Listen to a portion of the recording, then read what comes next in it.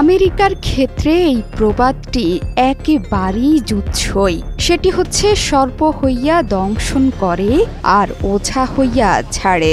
বিশ্বজুড়ে দ্বন্দ্ব সংঘাত, বিশেষ করে মুসলিম বিশ্বকে নাকানি চুবানি খাওয়াতেও সিদ্ধহস্ত এই দেশ। তার সত্ত্বেও আমেরিকা বিশ্বমোড়ল। সকল সংকটে তাদেরকেই ডাকা হয়, আলোচনা হয়, এমনকি কখনো কখনো সিদ্ধান্তেও আসা হয়ে থাকে। এবার মহা দুর্যোগে পড়ে গেছে বিশ্বের শক্তিধর দেশটি। তাদের কাছে উন্নত সমরাস্ত্র থেকে উদ্ধার তৎপরতার আধুনিক প্রযুক্তি থাকলেও প্রকৃতির সাথে লড়াইয়ে হেরে গেছে আমেরিকা। বর্তমানে ইতিহাসের সবচেয়ে ভয়ানক আগুনের লেলিহান শিখায় জ্বলছে ক্যালিফোর্নিয়ার লস অ্যাঞ্জেলেস। এখানকার বেশিরভাগ এলাকায় পুড়ে ছাই হয়ে গেছে। দামি দামি বিলাসবহুল ঘরবাড়িও ধ্বংসস্তূপে পরিণত হয়েছে।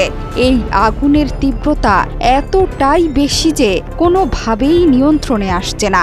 সব চেষ্টা করেও ব্যর্থ বিদায়ী প্রেসিডেন্ট জো বাইডেন।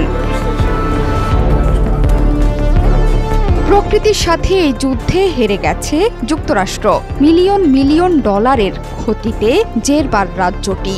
বলা হচ্ছে পৃথিবীর কোনো পানিই নাকি নেভাতে পারবে না দেশের সবচেয়ে বিলাসবহুল আবাসনের এই লস অ্যাঞ্জেলেসের আগুন। মাত্র কয়েকদিনের দাবানলে পুড়ে ছাই হয়ে গেছে হাজার হাজার একর জমি। বাড়ি ছাড়তে হয়েছে প্রায় 2 লাখ বাসিন্দাকে। সক্রিয় দুটি দাবানল নিয়ন্ত্রণে নিতে না পারলে নতুন করে আরও 2 লাখ মানুষকে ছাড়তে হবে ঘর। বাড়ি ঘর হারিয়ে আর্তনাদ করছেন লস অ্যাঞ্জেলেসের বাসিন্দারা। আন্তর্জাতিক সংবাদ মাধ্যম সিএনএনের প্রতিবেদনে বারবার উঠে এসেছে একটি প্রশ্ন: ধ্বংসযজ্ঞের মাত্রা কি কোনোভাবে কমানো সম্ভব ছিল, নাকি জলবায়ু সম্পর্কিত দুর্যোগের যুগে এটি কেবল নতুন স্বাভাবিক ঘটনা? এর উত্তরে মার্কিন পরিবেশ বিশ্লেষকদের ভাষ্য, আকাশ কিংবা স্থল থেকে পানি মেরে আগুন নিয়ন্ত্রণ করার যথাসাধ্য চেষ্টা করা হয়েছে। তবে এমন ভয়াবহ আগুন নিয়ন্ত্রণ করার ক্ষমতা পৃথিবীর কোনো পানি ব্যবস্থাতেই নেই। লস অ্যাঞ্জেলেস কাউন্টির কর্মকর্তারা এই দাবানলের আগুনকে একটি নিখুঁত ঝড় বলছেন, যেখানে ঘন্টায় 100 মাইল বেগে হারিকেনের মতো ঝোড়ো হাওয়া বয়ে যাচ্ছে।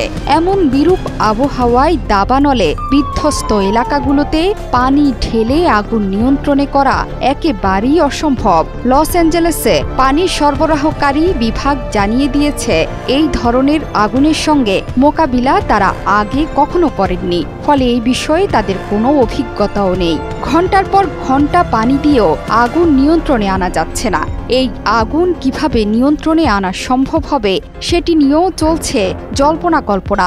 অনেকে বলছেন শহরের পানি সরবরাহ ব্যবস্থা এমন বিপর্যয়কে নিয়ন্ত্রণ করার মতো করে তৈরি করা হয়নি। নতুন বিপদ হচ্ছে এই আগুন এখন নতুন নতুন এলাকাতেও ছড়িয়ে পড়েছে। এরই মধ্যে লস অ্যাঞ্জেলেসের ওপর দিয়ে বয়ে যাওয়া ঝোড়ো বাতাসের গতি বাড়তে পারে বলেও পূর্বাভাস দেয়া হয়েছে। তাতে আরও বাড়তে পারে আগুন।